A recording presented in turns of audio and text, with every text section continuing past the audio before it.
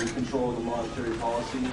We lost almost 98% of what the dollar was worth, correct? 90%, we say? Is that a true statement? And we've also accumulated how many trillions of dollars of debt? How can you stand here and act like you've done a good job, or this entity has done a good job at all, and laugh and joke about it while we're here being serious, wanting to know what the Fed is really doing? I don't understand why there's not more questions, and also how it's not even constitutional that you don't ask Congress for the right to spend money, and you talk about like that's a good thing. How is that a good thing? I'm sorry, what's your question? I just would like to know simply what is money and why do you print it? What is the Fed's purpose to print money? Well, first off, we don't print money. The Bureau of Printing and Engraving. Well, what gives you the go ahead to tell them to print the money? What is that backed upon these days? And what is money? Because I know what it is, but do you? What's your concern? About inflation? What was that? What seems to be the concern? What is the concern is there's trillions of dollars in debt, our economy is in shambles, and this guy's over here laughing about it and telling about how it's all pretty and nice. This is not pretty and nice. We are here to inform, not to enforce any decisions, so we're not laughing at you or at you.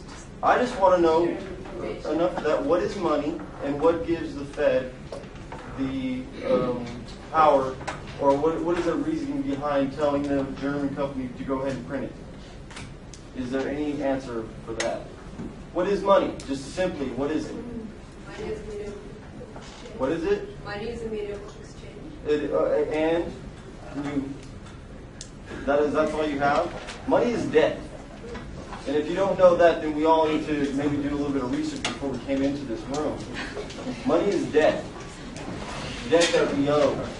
Debt that is upon the backs We'll of have the more questions towards the end, and I think that'll be a much better venue for sort of these longer and more in-depth questions. No, it's a simple question. I think we'll do the question and answer.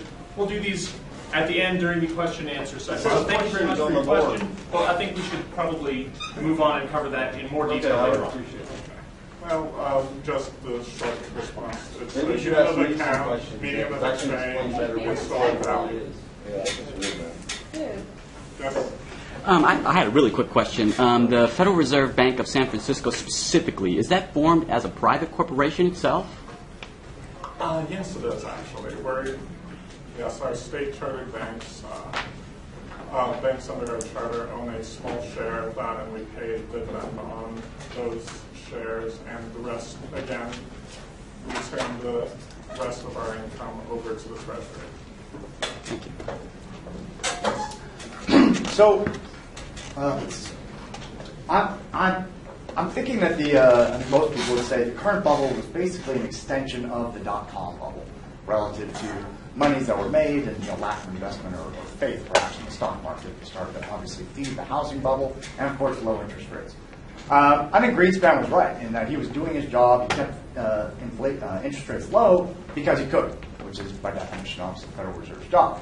But then of course it led to this other bubble. Not that it was everything, but a good portion of the larger bubble in the housing market. So now y'all, definitely you're doing the quantitative easing. You've got these newer tools you're coming out with.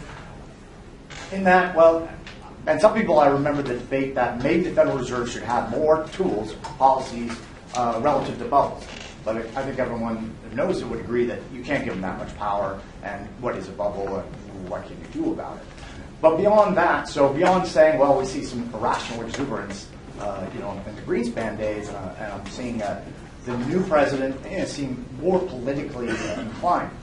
What tools do you see in the future? Have you learned something as the Federal Reserve from the dot-com into the housing?